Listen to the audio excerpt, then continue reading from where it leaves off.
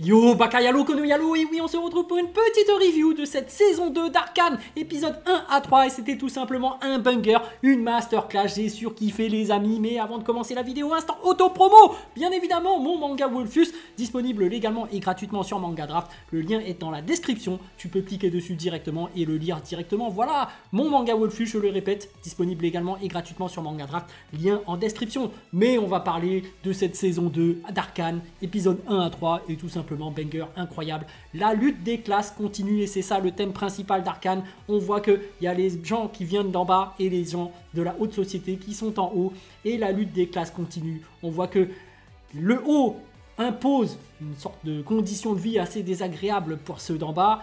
Ils les exploitent et finalement ils en peuvent plus et c'est Jinx qui manifeste toute la rage du monde d'en bas avec un énorme missile qui balance en plein dans la grosse tour de direction de tout en haut et boum, conséquence, et ben il y a Victor qui est KO, il y a la mère de Caitlyn qui finit par décéder, catastrophe pour ceux d'en haut et forcément la haine se propage parce que principalement c'est ceux d'en haut qui attaquent en bas par des actes tout petits mais à force le cumul fait que voilà ils en peuvent plus. Ça a toujours été ça en fait. Dans une société, tu as ceux qui sont de la caste supérieure et ceux de la caste inférieure. Ceux du haut exploitent ceux d'en bas jusqu'à un moment donné où ils sont tellement pressés qu'ils sont obligés de manifester leur impossibilité de pouvoir vivre correctement et donc ça se manifeste par la violence. Et là ça explose et là, conséquence directe. On voit directement que Caitlyn, elle a la haine en elle. Elle ne supporte plus le monde d'en bas. Elle commence peu à peu à vriller et à vouloir tout détruire de ce qui est en bas. Et malgré cela, et bah à côté, bah t'as une Vi qui reste à ses côtés, qui essaye quand même de la raisonner, qui se dit non, il ne faut pas se laisser emporter par la haine. Alors qu'avant, c'était Caitlyn qui disait à Vi de ne pas se laisser emporter par la haine. Elle disait le cycle de la violence risque de continuer. C'était elle qui raisonnait le conseil pour essayer de calmer cette haine. Et finalement, bah, elle va directement dans le monde d'en bas. Elle monte une équipe. C'est intéressant de voir cette relation qu'il y a entre Caitlyn et Vi. Et d'un autre côté, c'est super intéressant aussi de voir cette relation qu'il y a entre Vi et Jinx. Parce que finalement, les deux sœurs s'aiment. Tu sens que les deux ne peuvent pas s'entretuer. Et d'un autre côté, tu vois aussi que Caitlyn et Vi, bah, elles s'aiment aussi. Finalement, elles finissent par s'embrasser à un moment donné. Tu sens que vraiment, c'est le contexte géopolitique qui fait que elles sont obligées de s'entretuer, de se disputer. Et finalement, c'est les différents points de vue qui s'opposent, qui font que ça se passe mal. Mais ce qui est super intéressant là, parce qu'on sait très bien que Netflix utilise souvent ce côté woke, donc le côté homosexuel mis en avant dans leurs animes, dans leurs films, dans leurs séries. Netflix aime bien mettre en avant ce côté woke, ce côté homosexuel, mais derrière il n'y a pas de scénario, il n'y a rien de raconté, alors que là c'est super bien fait parce qu'il y a une véritable signification derrière. Et en réalité je vais vous l'expliquer parce que tout simplement en fait Caitlyn, bah, elle représente le monde d'en haut et Vi tout simplement représente le monde d'en bas, le bon côté du monde d'en bas. C'est-à-dire que les deux, tant qu'ils étaient ensemble, tant qu'elles étaient ensemble, pardon, il y avait une possibilité de pouvoir faire la paix entre les deux peuples, on va appeler ça comme ça, mais lorsqu'elles se sont disputées, il y a une véritable cassure, et c'est à ce moment-là de l'histoire que, en fait, lorsque Caitlyn quitte Vi sur une dispute, bah, ça fait que les deux mondes commencent à entrer en guerre. C'est-à-dire que du moment où, c'est ça le symboliste, c'est ça la relation entre les deux finalement, c'est que finalement les deux arrivent à être ensemble et même tu vois que pour les deux c'est très difficile parce que il y en a une qui vient du monde d'en bas, donc l'autre qui vient du monde d'en haut. Il y a un amour a priori impossible entre les deux et pourtant elles arrivent quand même à s'embrasser, elles arrivent quand même à rester ensemble et c'était ça qui faisait que le monde d'en haut n'était pas encore en train d'attaquer avec leur technologie le monde d'en bas, c'est qu'elles étaient encore en train d'ouvrir la conversation et qu'il y avait encore une paix possible, il était encore possible pour eux de tous vivre ensemble. Alors que là, c'est fini, Caitlyn déclare la guerre au monde d'en bas, elle déclare la guerre à Vi et finalement, sur la fin, il y a une montée clairement de l'extrême droite et même, je dirais, d'une dictature.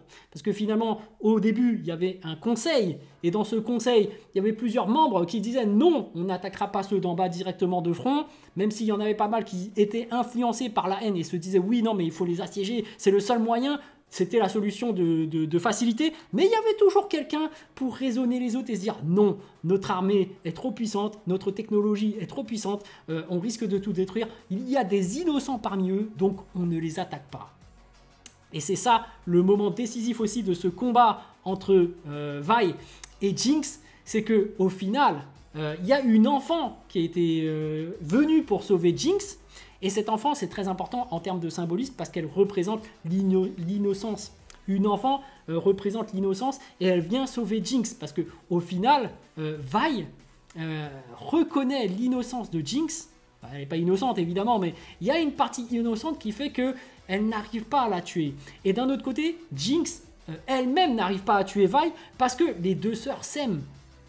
À un moment donné, quand il y avait du gaz qui était propagé dans la société, Jinx avait l'occasion de tirer sur sa sœur. Et pourtant, c'est à ce moment-là qu'elle a versé une larme qui fait que Vi a été épargnée. Et même sur la fin, tu vois que Jinx empêche Caitlyn de tirer dans le tas. Tu vois vraiment que voilà, Jinx est toujours attachée à Vi. Et tu vois quand même que Vi, elle essaye de fermer les yeux par rapport à Jinx, mais qu'au final, elle n'y arrive pas. Et c'est là, à ce moment précis, que tu vois la cruauté de Caitlyn qui n'hésite pas à tuer, enfin à tirer alors qu'il y a une enfant qui représente l'innocence. Et tu vois vraiment que c'est du côté de la haute hiérarchie du monde d'en haut que provient la déclaration de guerre totale. C'est-à-dire que pour eux, c'est de la vengeance, on va tout détruire. Donc Caitlyn, elle est complètement submergée par sa haine, malgré l'amour et l'envie de pouvoir rester ensemble de Vi. Donc tu vois vraiment que c'est compliqué pour le monde d'en bas qui essaye d'ouvrir le dialogue alors que de l'autre côté, ceux d'en haut n'essayent même plus de comprendre. Alors que voilà, on sait très bien que pendant tout Arcane, tout le début, il y avait des premiers pas venant des deux côtés. C'est ça qui faisait que les deux arrivaient à vivre ensemble. Mais là, c'est terminé, on entre dans une dictature, on voit vraiment que l'extrême droite prend le pouvoir, hein, on va appeler ça comme ça, parce que l'extrême droite... Parce que en réalité, une dictature n'est pas forcément d'extrême droite. C'est-à-dire que c'est juste quelqu'un qui arrive au pouvoir, mais si cette personne est une bonne personne, elle ne déclarerait pas la guerre. Parce que si jamais c'était Jace qui était au pouvoir, qui avait le plein pouvoir, il n'aurait pas déclaré la guerre à ceux d'en bas. Alors que là, par contre, c'est Caitlyn qui est complètement influencée par la haine, et ça fait partie de la manipulation de la mère de comment elle s'appelle, d'Ambessa, voilà. Ambessa, c'est la mère de Mel, c'est la Renoir là, qui est guerrière. En fait, c'est elle qui a pu repérer cette haine chez Caitlyn et de l'utiliser contre le peuple pour pouvoir déclarer une guerre, parce que elle, tu sens qu'elle a envie de sang. Mais c'est intéressant de voir aussi que voilà, dans le monde d'en haut, comme ils ont vécu dans le luxe, et ben rien que le fait qu'elle porte un nom, eh ben, il y a tout le monde qui la vénère et qui, direct, dès qu'elle prend le pouvoir, tout le monde acquiesce et accepte son plein pouvoir. Donc c'est vraiment parce qu'elle a ce nom de famille, alors j'ai oublié le nom de famille, mais qu'elle accède au trône, et, enfin au pouvoir ultime, et qu'elle peut vraiment utiliser tous ses pleins pouvoirs. D'ailleurs, elle a une clé où elle récupère une des technologies de sa famille, et finalement c'est de propager du gaz.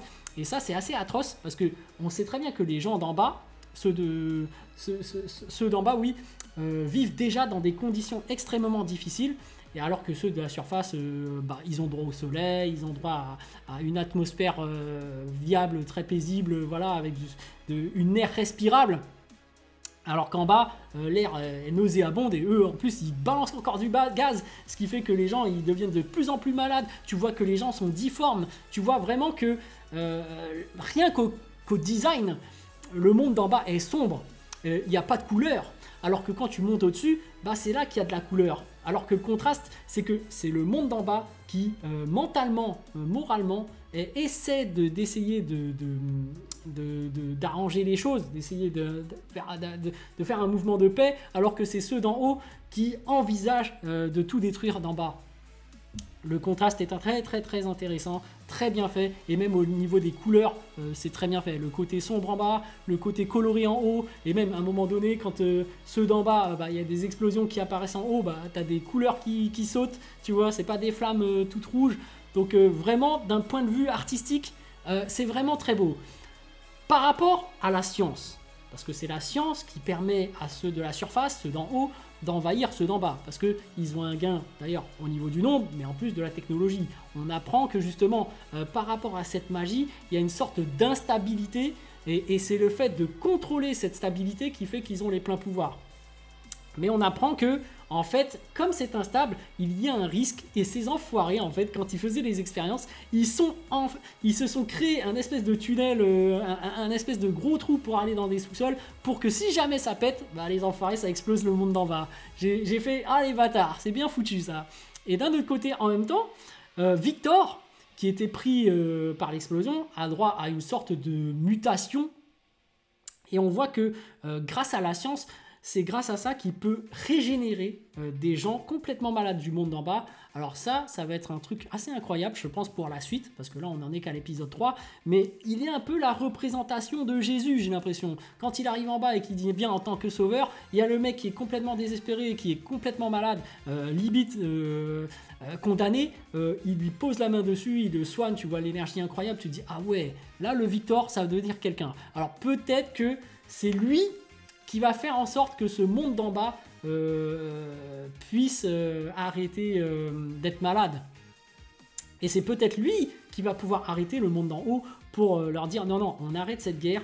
En fait, le fruit, ce qui cause le mal d'en bas, c'est peut-être cette atmosphère ambiante de poison, d'air irrespirable. Et peut-être que c'est lui qui va anéantir cet air irrespirable, qui va faire en sorte que tout le monde d'en bas puisse vivre comme le monde d'en haut, qu'il n'y ait plus de pollution, etc. Mais bon, il y a quand même une sorte d'exploitation qui se fait, hein. Faut pas se mentir. J'ai bien l'impression que ceux d'en bas doivent quand même ne sont pas ne bénéficient pas des biens locaux de tout ce qu'il y a en haut. C'est intéressant aussi de voir que c'est tellement la misère dans le monde d'en bas qu'en fait il y a plusieurs petits clans qui se sont créés. À l'époque c'était plus ou moins contrôlé par Silco, mais là du coup comme le grand chef de la mafia a été tué, du coup chaque petit groupe sont en train de se manger dessus pour essayer de gagner des territoires, et ils n'acceptent pas de faire la paix parce que ceux d'en haut les menacent encore d'extinction. Donc face à une menace plus grande, on voit que vraiment ceux d'en bas, ils restent dans leur prisme, c'est-à-dire qu'ils ne voient pas la vision globale, ils sont juste sur leur petite vie du quotidien, c'est-à-dire que voilà, il y a la mafia d'à côté qui est en train de faire son truc, il est en train de grignoter mon territoire, hors de question, je vais me battre contre lui. Donc eux, il y en a certains qui essayent carrément d'essayer de kidnapper Jinx pour la livrer aux gens d'en haut. Et c'est intéressant aussi parce que souvent dans les camps où il y a de la discrimination, où c'est vraiment ceux qui sont martyrisés, qui n'ont pas beaucoup de moyens pour survivre, tu leur retires effectivement de nombreuses valeurs, de nombreuses choses, donc ils ne peuvent plus vraiment faire grand chose, mais tout ce qui leur reste, en fait, c'est la fidélité. Et c'est là que tu vois que la subordonnée de Silco, en fait, c'est Vika.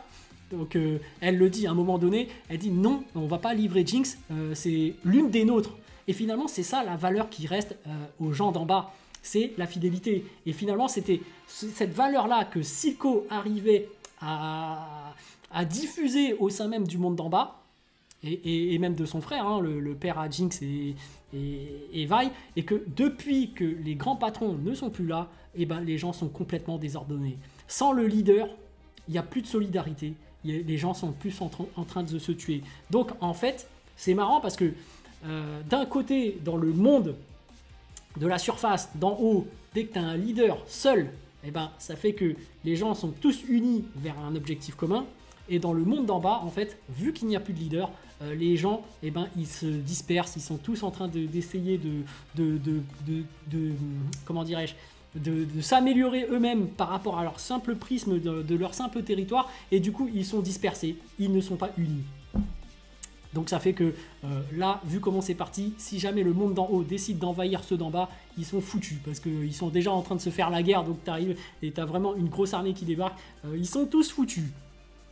Voilà, par rapport à cette lutte des classes, est-ce que finalement l'histoire d'Arcane va nous dire que le monde d'en bas va finalement se réunir, va s'unir par rapport à Jinx, qui finalement représente le symbole? J'ai l'impression qu'on s'oriente vers ça. Et que même Vi, en fait, va peut-être essayer de... Je sais pas. En tout cas, Vi, je sens que ça va être la clé qui va faire qu'il y aura la paix d'instaurer entre le monde d'en bas et le monde de la surface. Parce que Jinx, clairement, elle représente le pouvoir militaire du monde d'en bas. C'est-à-dire que c'est elle qui va déclencher la guerre en partant du bas. Alors que Caitlyn, c'est celle qui déclenche la guerre depuis le monde d'en haut, qui fait que tout le monde va s'unir pour attaquer ceux d'en bas. Et Jinx, j'ai l'impression que c'est ça, elle va unir tous ceux d'en bas pour attaquer ceux d'en haut. Et j'ai l'impression que voilà, Vi, ça va être celle qui va être au milieu, qui va essayer de faire en sorte que les deux camps arrêtent de s'attaquer et fassent la paix. Voilà. Mais en tout cas, les 3 épisodes, c'était masterclass. J'ai surkiffé. Et surtout, ce passage où Vi embrasse Caitlyn, ou plutôt Caitlyn embrasse Vi, c'était beau. C'est beau et plein de symbolisme derrière. Ça représente vraiment que ceux d'en haut et ceux d'en bas peuvent s'aimer malgré les barrières qu'il y a, malgré le fait que dans une société, un homme est censé terminer avec une femme. Finalement, le fait que là, en fait, c'est 2 femmes qui s'embrassent, ça fait que ça casse le côté impossible. Et à travers cet amour, moi, j'interprétais que il y avait quand même une possibilité, voilà, derrière, que le monde d'en bas et le monde d'en haut puissent s'unir ensemble dans une paix entre elles. Les amis, sur ce, je vous dis donc à plus dans le bus, ou plutôt à plus tard dans le car, ou plutôt à bientôt dans le bateau.